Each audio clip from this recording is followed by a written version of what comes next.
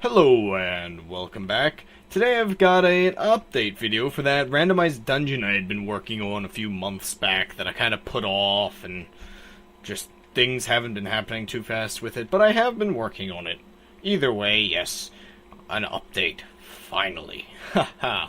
So anyway, if you don't like behind the scenes sort of things and redstone and junk, I guess just skip this video and wait till you've played the map, which the map isn't out yet, but yeah.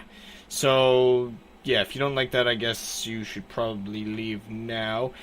Those who want to stay, I'm going to break this block and start showing you off. Wow. But, I'm gonna start showing off what I've done so far with the map. So, as you can tell, I've got this spawn area. Actually, this area is where you spawn. As you can tell, it's a lot more improved, being it teleports you from this one into that one. And, yeah, it's a lot better than that horrible setup I had the last time. And also in here, as you can tell, I've planned to have different modes and hardness settings. So, yeah, the dungeon's gonna be a little more interesting, I guess. Over here's the death area. And over here is where the rooms will be. As you might be able to tell, it's a lot smaller, and if you can notice those doors, there's a lot less rooms. But you might also notice the rooms are larger. Instead of 100 10 by 10 rooms, it's going to be, 16 by 16 rooms. Yeah. That seems a lot smaller, but the big, giant thing is this dungeon is going to be meant to be infinite. So, the concept with this new dungeon is when you come in and you spawn and everything, you'll spawn in this room, and you'll be able to go through the dungeon, the rooms. It'll be decent adventure inside here. And then when you eventually feel the need that you're done in this room, you'll come to another one. You press the button, it'll take you to the quote-quote next floor, which will put you through a whole system of deleting this entire floor and spawning you an entire new random one. How it does that, it's kind of complicated and simple at the same time. First of all, off in this direction will be a deleter. It'll delete all of the blocks that are here that are not needed anymore, including chests, spawners, walls, and all that stuff. And it'll be looking like this again. And then off in this direction, this is the big thing, which I'll show you a little bit later. It'll spawn you an entire new set of rooms out of 8 choices, all depending on the direction, actually. So it's more like 5 choices per thing, but I'll get into that later. But yeah, 8 different rooms this time instead of just 2, which that's a lot more impressive, I'd say. And then the final part is it spawns the loot, and it'll spawn the spawners. And once all that's done, it'll spawn you back in here. You can adventure all the rooms again. And yeah, infinite. And especially because it'll also have a sort of leveling up sort of system with the loot, where the more levels you go up, the better the loot gets, and also the more levels you go up, the harder the spawners get. Yeah. And I might throw in a few interesting secrets here and there. But either way, it's an entire improvement from the old thing. Now, you'll have to forgive my frame rate as I go over here, and because I'm recording too. But, yeah, give me a moment to render all this for you. Okay, that's a bit better. Yeah. If you remember what my old dungeon spawner looks like, this is a bit more complicated. So there have been a lot of differences and improvements to this one. Specifically, instead of just choosing a random room at complete random, it's got a sort of, I'll get into a little bit more detailed later, but it's got a sort of choosing which rooms it should spawn. So let's say you have a room with a north exit, an east exit, and a west exit. It'll have room spawn in the north, the east, and the west. But if it only has like a west exit, it'll only have a room spawn to the west. And it ensures that the rooms will connect correctly. But yeah, there's a lot more redstone in there just to make sure that works right. And also there's a lot more spawners. Surprisingly, actually, my original dungeon had 200 spawners. This one only has 128. So, technically, I mean, haven't even added the spawners in yet, but technically when it's done, it'll have less. Another big thing is, if you remember when you first turned on the world, it lagged. And it lagged bad. And my new solution for that is to just have the room over here and the spawners over here, so that when you're in the room, they won't render. They won't even be loaded until needed, which it'll teleport you between the room and the spawners. And yeah, actually, this is going to be updated soon. I found, I think it was by Simply Sark, he designed a system of using hoppers to load chunks, so I can have this area loaded at all times, so I don't need to be near it at all while this is happening. So that means this can be further away instead of both things being loaded at the same time. And yeah, that solved so many of my problems, you don't even know. Anyway, so that's how the rooms are going to work. I'm getting close to being able to actually build, like, do the spawners and all for the rooms. Meanwhile, over here, this is the these are all the rooms that you're going to be able to possibly have. All 8 of these. So, yeah, as you can tell, they're a lot fancier than the original ones. They don't have torches on the walls, though, which I'll explain why, but yeah.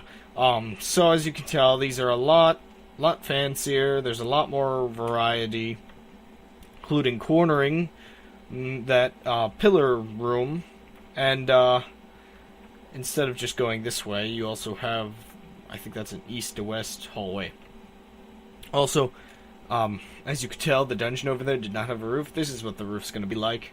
And inside these are actually the torches. So that's how that works, just in case you're curious. Over here are all the parts that'll go to the deleters.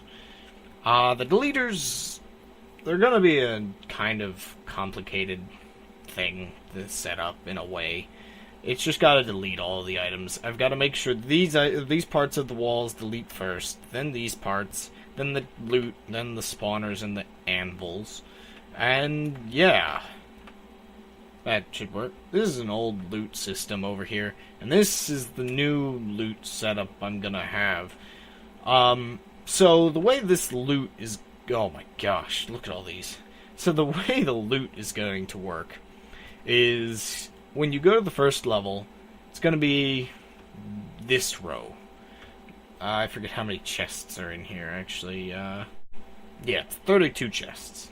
So there's 32 chests, possible chests per sort of level, but not floor of the place. Oh, that happened. It froze.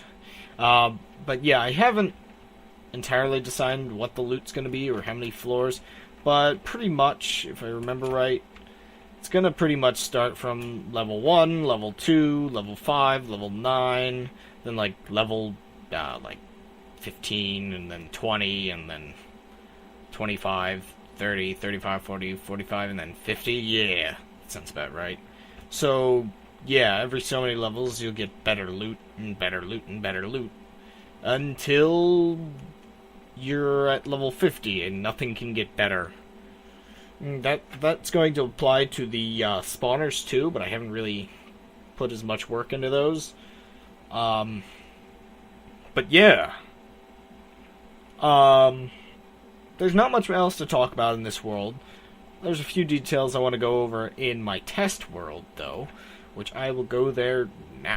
And welcome to my test world, which is going to lag for being near these things, and, yeah. So, this is the test world where I was first designing all these things. As you can tell, there's actually some older versions of the dungeon generator. This was actually the ones I used. These were actually the ones I used for the original version, which I might go over. But for now, I want to show off the rooms. So as you can tell, these were the first designs for the new rooms. And there was actually 3 choices I had. And I was having a hard time choosing. Oh my gosh, I'm sorry. I'm sorry, computer. And I'm sorry for the viewer who has to see all this lag. But yeah, I was having a hard time choosing which room setups to use. Corner rooms, middle rooms where everywhere is an exit, and then these sort of corner rooms with fancy stuff in them. And I'll go over reasons why I didn't choose the fancier rooms. But for now, what I really want to show off is the way the new generator works. So here you have the base shape design thing. As you can tell, this is the entrance, these iron blocks, and these are the exits. The way this works is, actually here, let me show you the key. This is no room, it's void. This is entrance, this is exit, this is wall, this is where you can walk. But no, yeah, here's how I plan to have the rooms. But yeah, at least this is how it should work with all the tests I've done. Anyway, so yeah, you spawn in here, and the next room will generate anywhere that has an entrance from here to here. And it'll generate something from this end to this end. So all of these rooms have to attach. It kind of goes in a triangular pattern outward. But for the most part, yeah, it hopefully should get you to at least one exit and then plenty to explore. The second one is, that's what I'd call a normal dungeon. That's what they'll probably end up looking like. But the second one here is what I'd consider a perfect room. So with this one, every single block has a room spawn in it. Every single, there's plenty of exits, plenty to explore, and plenty to do. This is the ideal room, and hopefully it happens often. Though I expect those are going to be quite something. But here, though, I show off the one major flaw of the, well, actually, there's 2 major flaws, but I'll get to the second one later. But this is a major flaw I found with the design. Though it does, generate nicely outward, if you get any of these in a location, and there's nothing behind it, it won't generate a room to the south, being that's north and, east and west and stuff. But yeah, I didn't install a way for the generator to generate rooms south. So this is possible, but probably not too likely. It is kind of cool. It's a flaw, but you get these large rooms, and it's not a big issue for now. Now, here, this is what would happen if I used these all exit rooms with only those 2 being different directions. It would be way too easy, I noticed. You would just be able to go straight across and get to an exit every time. And I don't know, the rooms would get repetitive too, because you'd be able to tell, oh, this is a library, or this is a lava room. And of course, this is also a possibility from it. You have these, just every room is, yeah. That's why I decided not to do that. Now, these rooms are the same as the first set, but I just wanted to show off, this is actually the smallest room set you can possibly get. Isn't that hilarious? It's just like nothing. But also, it's funny because the smallest possible room is still larger than the smallest void room possible. Void rooms being the ones that just don't have exits. And that is actually the most major flaw my dungeon has, is the fact that it is in fact possible for you to have impossible to beat dungeons. And so I had to add a reset button to ensure you at least would be able. But yeah, this is a void room. This is possible, but hopefully it won't happen. And this here, I'm not explaining that. Mwahahaha. Anywho, this video is extending for quite some time. There's two things I still want to go over if you want to sit around. The first one being... So over here, I have a few base rooms set up. And these are actually within spawn chunks. Now, out that way is a set of spawners. They are not rendered, and when I go over to those spawners, neither is this area. This area is neither loaded nor rendered.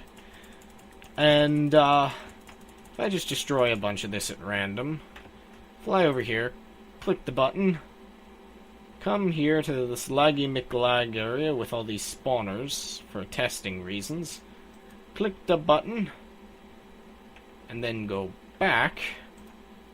Hopefully I clicked the right one. You'll notice this built. Even though it wasn't loaded or at least it didn't seem loaded, and entities can't spawn in or work or do anything in unloaded areas. The only thing is, this actually was loaded because it's in spawn chunks, and spawn chunks are apparently always loaded. So I'm going to utilize spawn chunks soon enough in the full map, and hopefully it works well. Now here's another bit I want to show you. The deleter, why I actually have to have multiple deleters for multiple parts of the room is because, let's say those sand blocks and stone blocks were chests and stuff. Yeah, you can only delete one thing at a time, so that's the reason why that is. So anyway, I hope you got some interesting information from this kind of long and convoluted video about all the behind the scenes of this map. And one last part of the map I just want to show you while I'm closing here is, so yeah, this is what started the map. One little randomizer I designed a while back on my old channel, and the idea of a dungeon being generated. And that little design evolved. It evolved a lot. It evolved so much, in fact, I want to actually show the progress for the dungeon itself. So here we have Mark 1. This was pretty much my little randomizer hooked up to a bunch of wires that would go to Seth Bling's old spawner filter. The original one, in fact. It's kind of amazing just how much simpler this one was. And then I realized when I put a bunch of these together that this was laggy. So here came Mark 2. The failure of all failures. This one, for this design, I decided it would be a great idea to turn all of the spawners into spawner minecarts. That did not end well at all. So the next design here, I believe this one, started using TNT to destroy all the spawners, as my goal for the moment was to clear lag for a one-use spawning. That just got more convoluted, and then it became extremely simple when he updated his filter, and all of it could be contained within one or two spawners. I still actually use this same filter for the map, but it's going to be much improved in the next one, like the way I have it set up to clear lag. Instead of exploding it, it just isn't loaded, so I can use it multiple times. But yeah, so this was the design used for the first map, the map that you've all probably played or not played, which there will be a link in the description to the very poorly written page. So here we come to like Mark 5 or something. So here's when I started to actually try to make the rooms connect to each other so I could have more rooms and so it would work better. And this started becoming the most crazy mess until it eventually became this one, which, let me get this in view. This one worked. This thing still actually works. This thing is still entirely tileable too. But just look at the redstone. It's crazy. And it's slow. It's extremely slow. So then over here, I finally decided wireless redstone. This is still tileable, but I have to then rewrite a bunch of numbers in the command blocks. And that's not the most ideal. If somebody could maybe think of a way for wireless redstone that didn't require that, I'd be thankful. I might be able to figure something out in the new snapshots, which I plan to use a lot. But either way, this just updated and updated forever. Until we have the current one with the spawner bits to it. And yeah, that's about it. That's about the history of how this thing grew and the sheer amount of work I've put into just upgrading and repairing and fixing and improving and making it shorter, as you can tell here, and actually just working better altogether. This one's practically flawless, actually, though only mostly flawless because there's actually a version a little newer than this that I have to install into my map. So that's about it. If you just skipped through all of the history of the generator and spawners, I hope you check out the not very well written forum post I have in the description. That is where the current version 0.5, is uploaded. And that is where I'm going to upload the next version when I eventually finish it. I also have to rewrite that page because I wrote it at like 2 in the morning. But either way, I hope you guys enjoyed this video, and I'll see you guys later.